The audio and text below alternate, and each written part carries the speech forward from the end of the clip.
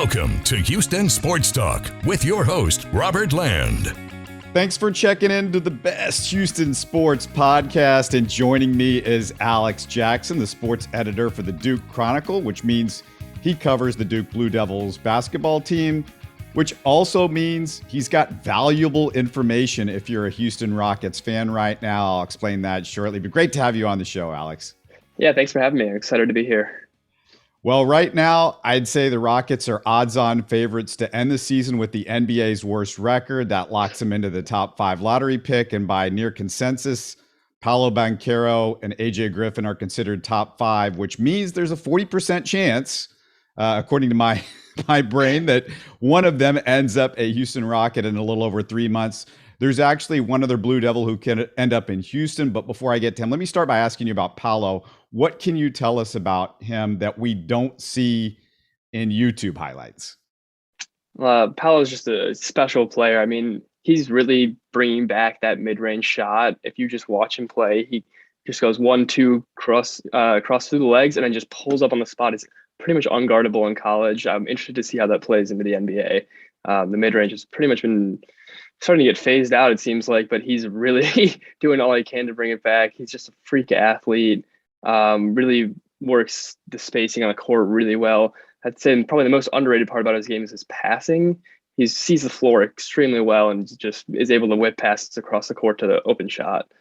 I think he has all of the talent available to take it to the next level. What do you guys know about him personally, his leadership qualities, the intangibles, I guess, that is going to be all part of the equation for the Rockets as they evaluate him?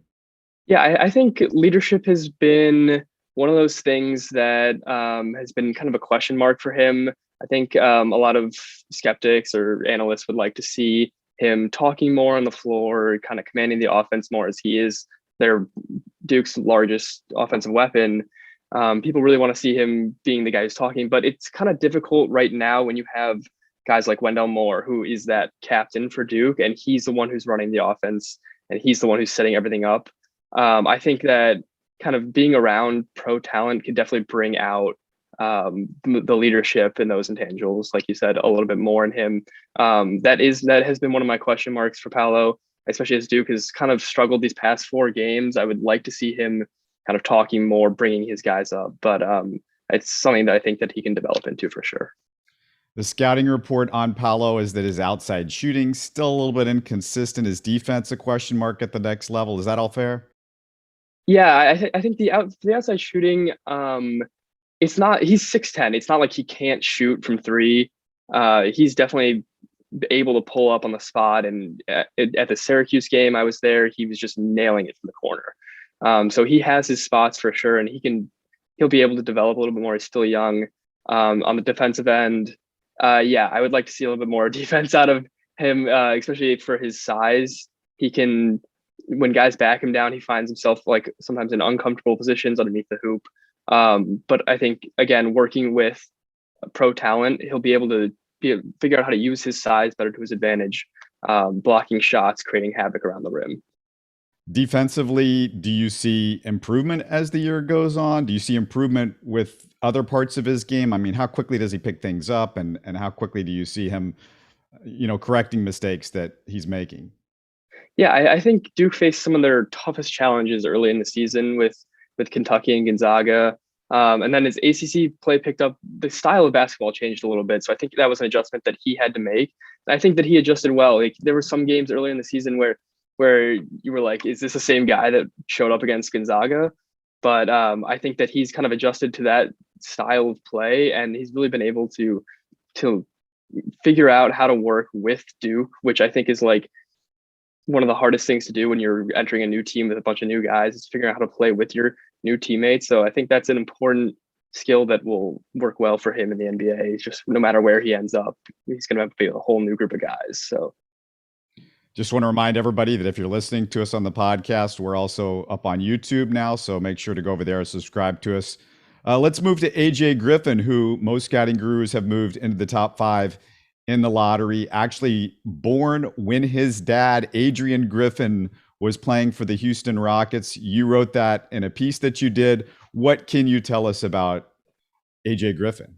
I think AJ is my favorite prospect on Duke. I think that his ceiling is just so high. He's just a pro shooter. I mean, just watching him, the shots he takes. I mean, like half the shots he takes, I'm like, there's no way that goes in, and it just splashes. Like, it's fun to see him play. And then I think one of the most underrated parts of his game is just how, like, everyone sees him as a 3-point shooter, and he's having one of the best 3-point shooting seasons of Duke. But when he attacks the rim, he's able to get these shots over other big men to fall that I'm just like, there's no way that he's doing that on a regular basis. But he can really score from all three levels, and he's athletically so gifted. Watching him rebound, he gets so high in the air and just grabs the ball with one hand.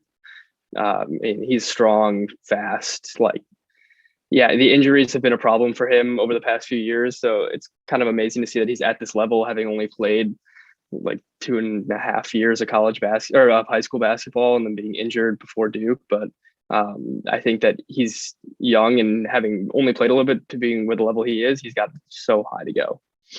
Do you see that injury affecting him at all this year, or as the year has gone on, have you seen him more comfortable on his legs, and how he's sort of maybe getting over this injury now? Yeah, the injury thing has always been a concern for me, and I was wondering if that would be playing. And he definitely started out the year slow. There was no question about that. Getting adjusted once the ACC play started. I think against Wake Forest was his first start. He really had that breakout game, and he hasn't really looked back. I would say that at times he has tended to maybe not have as large of an impact on the offensive game as he could. Maybe letting Paolo or Wendell or Trevor kind of take over, and him just taking a back seat, which I think he'll have to learn how to pretty much enforce himself. I get it, right now it's hard. You're like one of the youngest guys on the team. Duke's running pretty much a 6-man rotation, so sometimes Jeremy Roach is in and you're not the guy on the spot, but still finding ways to impact the offensive game, I think, is something that he needs to consistently work on. Just finding, maybe if he's not the number one guy, how to be like ready in the corner for a shot. And as for the injury, I think that it hasn't really affected him after he got going, but it does give me like a little bit of worry, just as it would with anyone going to the NBA. You know, like a recurring injury is never a good thing, and guys who are injury prone can get their whole careers derailed by an early career injury. Yeah, those medicals are going to be a huge deal, I'm sure, when the NBA guys look at him. And the shot making on the perimeter, it reminds me, Alex, of a little of Chris Middleton at the NBA level. And normally I'd say that's good, since Middleton is the second best player on a team that won a title. However, my concern when I watch Griffin is that he doesn't shoot from as far above his head as Middleton, and he makes himself a little shorter when he shoots. He spreads his legs out wide. I've noticed that more and more. So my, I guess, big concern is his ability to get his shot off at the next level. Do you see any of that? I totally understand what you mean. He's definitely has an unconventional shooting form with that wide base. And that early on in the season, people were really questioning when or at least from our side, would that be like an effective way to shoot? But there's nothing that's been indicated to me yet that he's having trouble getting his shots off. At least around these college guys, he's definitely able. He's got a quick release, even though it's coming from a low point. So that catch and shoot really works well, and he works a step back into his game so well that he's creating space on his own. And the low starting point, the low release point, hasn't really affected him as far as I've seen. You talk about his athletic ability. I don't see him show it off quite that much when he's playing. I mean, do you see it more in practice? Is that just the way his style is during the game, or he's being a little bit more understated, or is that, that's the way he likes to play offensively? That is one of the things that I was thinking about leading up to this is he is a great athlete, but he hasn't really, I don't know if this is just how Coach K has worked it. He doesn't really work it into his offensive game. You see it on the defensive end for sure. His ability to sky up above everyone and grab rebounds. He's got that great first jump. I guess I don't really know why he doesn't attack the rim with more ferocity, like Wendell Moore does at points. Even when he's missing huge dunks, he's still going for it. I think AJ Griffin rivals Wendell for one of the best jumpers on the team, and he can really get up there. I don't know if that's a fear thing with his knee injury, maybe, or if it's just he finds his game works better with Paolo and Mark Williams being down low and him staying outside for the shots. But come to the next level, I'd really like to see him working that into his game more. I think maybe the transition game isn't as big of a thing for Duke this year as it is in past years. So maybe him not being able to get out as quick as he would like. So maybe if the Rockets get him and then they work the transition game with him more, you'll see him use some athletic ability on the offensive end. There's one more Blue Devil I could easily see landing in the Rockets' lap. 7-foot center Mark Williams is the type of shot blocking, rebounding, and rim running center the Rockets could really use. Their defense is the worst in the NBA. And especially if they don't end up with Chet Holmgren with that first pick. Williams is projected middle of the first round, right where the Rockets pick from the Nets is likely to land. Tell us about Mark Williams, both the player and the person. Yeah, Mark Williams, I'll start with him as a person. He's a great guy as a person. In all the interviews, he's so willing to talk to everyone. He talks to his teammates, probably just right up there with Wendell and Joey. He's just constantly bringing guys up. Always got a smile on his face too.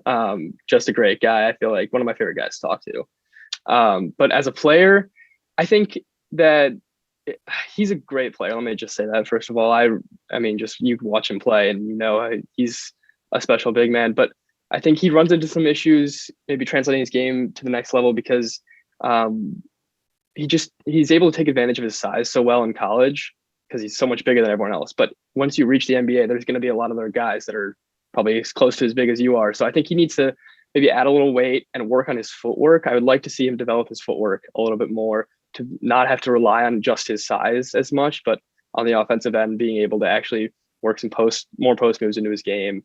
And then on the defensive end, just the sizing up will help him be able to take on bigger guys. When you have Giannis running down the lane, just being 7'1" isn't really going to stop him. Is there parts of his game that you think we haven't seen this year because Duke is so talented at other places? Is there parts where maybe they're not using him because of that? I'm not really sure. Duke runs the pick and roll often, but not necessarily well. I say that getting him, he's definitely a pick and roll threat for sure. And I think that if they are Duke now, whatever team, the Rockets, maybe in the NBA, will be able to run that better. He's such a threat coming down the lane like that.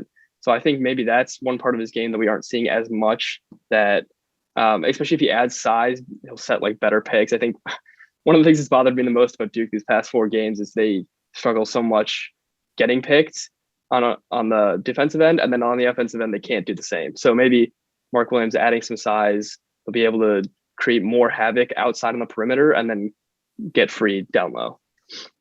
It's impressive enough that you just got Paolo, AJ, and Mark in the first round before Wendell Moore.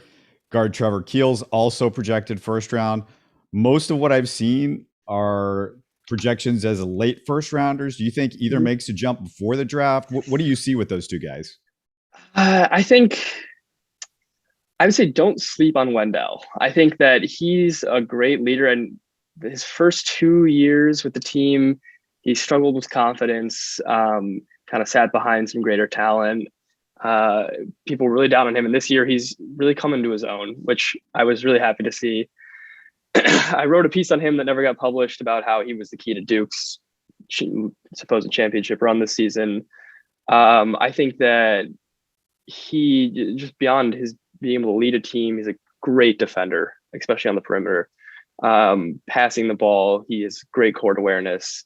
And he can shoot it too, which has been the issue the previous 2 years. And I get that he's not like on a team with the 3 guys that we just talked about, it's hard to be that scoring talent, but he can he's got great layup package, and he can shoot the 3 better than he has in either of his last 2 seasons. So I think that he could do it. He could take it to the next level. Trevor, I worry about a little bit more. He's been a little bit disappointing recently. He had his best game against Kentucky, which was the first game of the season. And then since then, he's kind of slowed down. He had one other game, I can't remember which one, where he dropped, I think, like 25 again. He's got scoring potential. I don't know and he's big for a guard too, so he can defend really well. But he's just a little bit inconsistent right now, and I think that I don't know. I don't think he's going to return to Duke, but I think another year would be beneficial for him. I think maybe just growing up a little bit, working on that consistency on the offensive end will be able to maybe make him, I don't see him making a jump, but maybe make him a good role player. I just, this past few games have been a little rough for Trevor, I feel like. How do you feel about this team going into the big dance? I mean, it looks like they're sort of been a little more shaky recently. Yeah, I think they won like 7 in a row leading into the UNC game. I thought they were really hitting their stride.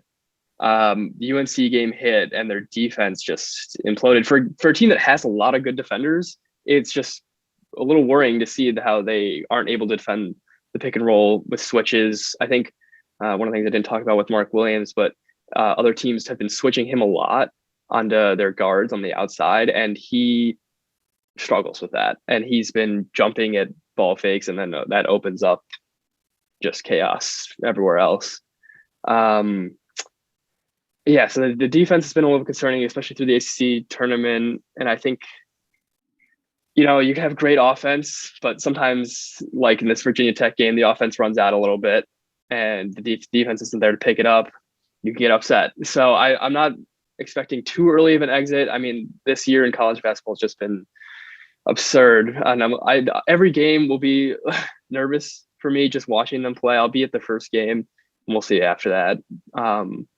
But I worry about them being maybe even a 3 seed after that loss to Virginia Tech, running into a tough like 9 or 10 seed in the middle of their side of the bracket, and maybe it's a tough 10 seed with an experienced guards can be a challenge for Duke. But I think they, at the same time, because of all the talent they have and how I have seen them play, they do have the potential to win it all. It's just they're right now, I think they're struggling. So maybe if Coach K really sits down with them, rallies them back, get them back to blowing out the teams they should be blowing out, building up their confidence again. I think they have potential to do it all, but I also think they have potential to be upset, which makes every game very stressful.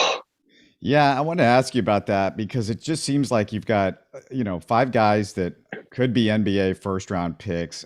I'm frankly surprised a lot that they don't tear teams apart more than they do. They don't make it look easier than I would have thought they would. And one thing I noticed is how slow their pace is. You'd think with the kind of talent Coach K has there, they'd want to speed the pace up. Last I checked, they were around maybe number 169 overall in pace of play, which is middle of the pack in college basketball. With that sort of talent, you want to speed it up because you figure you're going to get more shots, meaning you've got the big advantage with all the guys that you've got. Do you agree, or am I being a little nitpicky about that? No, I totally understand what you're saying. I think that in previous years, especially the Zion, RJ, Cam year, Duke ran the transition like no one else. And Duke's been notorious for running the transition game really well with their talent. This year, I think maybe what Coach K was seeing was like, it's hard I think there's been a lot of pressure on the season with Coach K's last season, and young guys get nervous. So fast pace of play, you end up making mistakes. And we saw a little bit of that in the Virginia Tech game. They've had some transition opportunities and just messed it up. And then all of a sudden the ball's going back the other way. So I think maybe there was an emphasis this year on just slowing it down and playing a set offense instead of just worrying about the transition game. I would like to see more transition play. I know what you're saying. They have the talent. They should be able to do it, especially this late in the season. So yeah, that's one of my concerns going into the tournament is being able to get those jump plays going. You get a block from Mark Williams, all of a sudden you need to be going down the other end instead of slowing it up. Maybe that's on Wendell a little bit, just getting his team out in transition. That I know he's always running the floor. They were at the Miami game, and he ran the transition on a few plays just all by himself, going coast to coast. Those are some electric plays that really brought Duke back in it.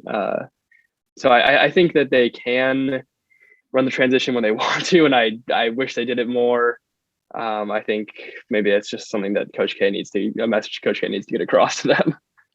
Yeah, I was a little surprised a lot, when I watched them play about that. I can't let you go without asking you, did you get in the building and sit next to Jerry Seinfeld for Coach K's final game at Cameron? Could you get in the building? Could anybody get in the building without a few thousand dollars?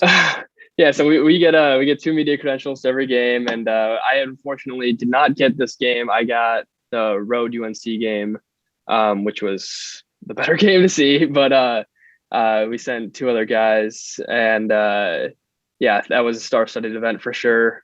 Unfortunate circumstance or unfortunate outcome, but I'm sure like just having the crazies back in the building for that game was just awesome. Unfortunately, I was watching it in K-Ville. I should say you're a student at Duke. So what's it been like to be there as a student and then somebody that gets to cover Coach K in this final season? I mean, it's this being there as a student has just been like kind of just a whole different experience. I mean, everyone wants to go to every game, and like, yeah, it's Duke basketball. Everyone always wants to go to every game, but this year there's just being able to get into games has been difficult. Like as a student, you got to be out there for a while in K-Ville trying to be in line, and everyone, the crowd, the student section, just they feel the impact differently. They see Coach K on the court and everyone's going crazy all the time, realizing that they're not going to have this opportunity again. I can only imagine what it was like to be in Cameron for his final run. Recovering it has been, I mean, Coach K, every press conference, he says he wants to just treat it like it's a normal season. He just wants to focus on the game, and he gets maybe like 4 or 5 questions about this is your last time playing this coach or whatever, and he's like, I don't want to talk about that. I just want to talk about the game. I want to talk about my players. Like, so I think covering it has been cool. Seeing all the honors that other schools have done for Coach K have been cool to see. But I think he's been trying to treat this as just any other season, and I think that we, as the Chronicle, have been trying to do the same. Of course, our coverage has been kind of Coach K focused, but just how we handle ourselves has just tried to be the same, asking the same questions we would have any other season. I believe you're not a Carolina guy. You're from the Chicago area. Is there something you missed about Coach K from afar that you understand a little bit more after being there, or even something you missed about the whole Duke program that you've now seen up close? Yeah. In the press conferences, he's just like the nicest guy, and he's soft-spoken in the press conferences, really talks to you when you ask a question. But then you see him on the bench, and he's got so much fire in him for being how old he is. It's just like those are things that I did not see watching games on TV. Getting to see him in person and seeing him in the press conference, he just flips a switch and becomes like just a coaching monster. So I don't know how much you listen to JJ Redick's podcast, The Old Man and the Three, but he's shared some old K experiences of him just lighting up the team in the huddle, and you can see it on the sidelines. If you watch them, he just lays into them, but then comes back to the press conference and he's all calm. So it's kind of funny to see just the two sides of Coach K working one game. I'm guessing you probably, like most people, saw a lot of the Duke and Coach K hate when you grew up.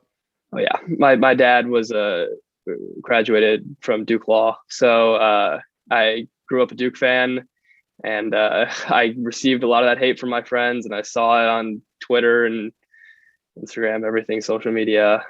So I'm well versed in the Duke hate. I'm interested in this because, here's what I think that maybe has gotten lost with Duke and Coach K over the years. I'm old enough to remember college basketball before Duke was a powerhouse, before he was there. And before it started, Duke was this small, private, nearly Ivy League school. It was trying to compete in arguably the best basketball conference in the country. It was almost the equivalent, and I'll make a local comparison. It's almost as if the Rice Owls were trying to play football in the SEC. They really turned Duke basketball from Rice into Alabama football over the years. And because I understand the story, I've never quite seen them as the villain that most of the country sees. I also feel like his demeanor, Krzyzewski's demeanor, works for what he's trying to accomplish, but it makes him seem like more of the Lex Luthor in a Superman movie or the Joker in a Batman movie than the guy really is. Do you feel this way when you're there? And is it something that, you feel like is misunderstood about the whole situation with Duke and Coach K? Yeah, I think that people, like I just said, he's the nicest guy. And people want to hate Duke because it's Duke and they win. They've won notoriously. But I think that people like to pick on Coach K because sometimes in press conferences he'll say something that could be interpreted as an excuse, and then they say, "Oh, okay, Coach K is making excuses now." Like after the UNC game, and he came out and talked to the student section or all the fans, and he's just said like I'm sorry, like this was like not our best performance. He got lit up on Twitter for that.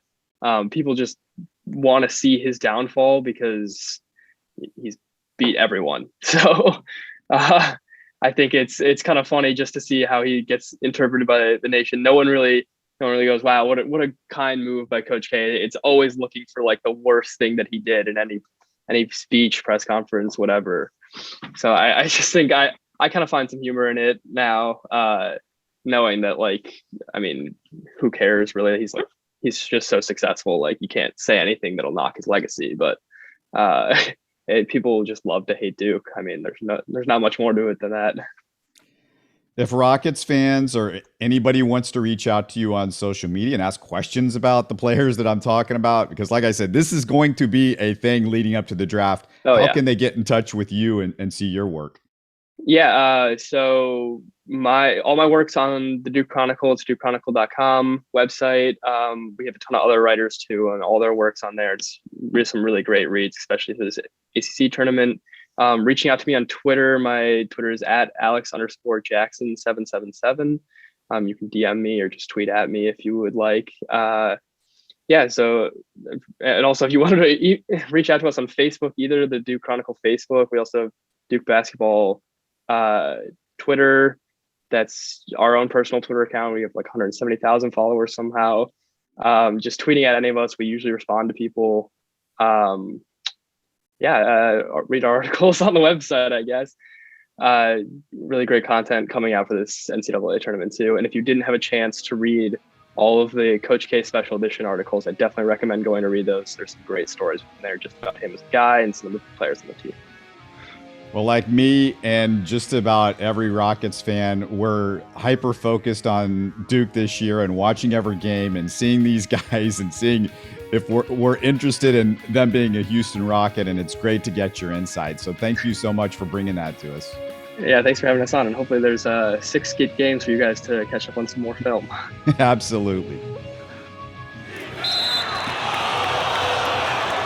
You're listening to Houston Sports Talk. Don't forget to follow Houston Sports Talk on Facebook and Twitter. Subscribe to us on iTunes, Spotify, the Google Podcast app, or the Stitcher app. You can support us by giving us a 5-star review on iTunes or by telling your friends about us. Spread the word, everybody. Thanks for listening.